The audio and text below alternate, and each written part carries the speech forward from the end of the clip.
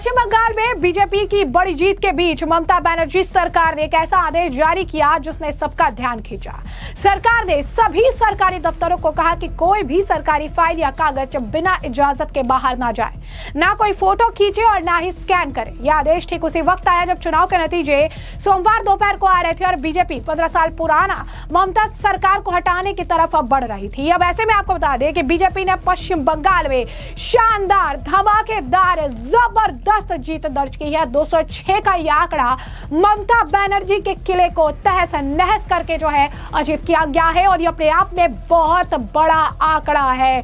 206 के साथ बीजेपी ने जो बात कही थी वो करके दिखाई, डबल सेंचुरी की बात कही थी और डबल सेंचुरी जो है मारकर जो है उन्होंने सत्ता में आप कह सकते हैं कि काबिज हो गई। और इसी के साथ साथ आपको बता दें कि सत्ता में काबिज होते ही ठीक सबसे पहले जो काम उन्होंने किया और वो किया है फाइलों को सुरक्षित रखने का काम। क्योंकि आपको याद होगा प्रधानमंत्री ने मंच से कहा था कि 4 मई को जब हमारी सरकार बनेगी तो उन सभी लोगों की फाइलें खुलेगी जिन्होंने महिलाओं के साथ गलत किया, उन सभी लोगों की फाइल खुलेगी जिन्होंने भ्रष्टाचार खेला।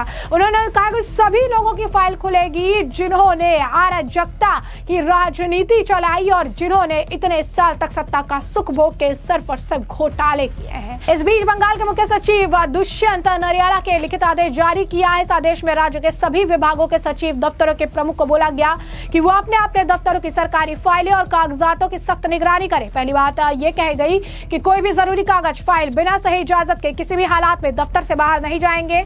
दूसरी बात, सरकारी रिकॉर्ड की बिना इजाजत फोटोकॉपी करना, स्कैन करना मना है। तीसरी बात यह कही गई कि सभी फाइलें, जरूरी कागजात, चिट्ठियां हर वक्त सही तरीके से दर्ज और हिसाब में रहनी चाहिए। आदेश में यह भी साफ किया गया कि हर विभाग के सचिव, विभाग के प्रमुख खुद इस बात के लिए जिम्मेदार होंगे कि इन निर्देशों को पूरी तरह माना जाए। अगर कोई इन नियमों को हटा दो तो उस पर सख्त कार्रवाई होगी और व्यक्तिगत जिम्मेदारी तय की जाएगी।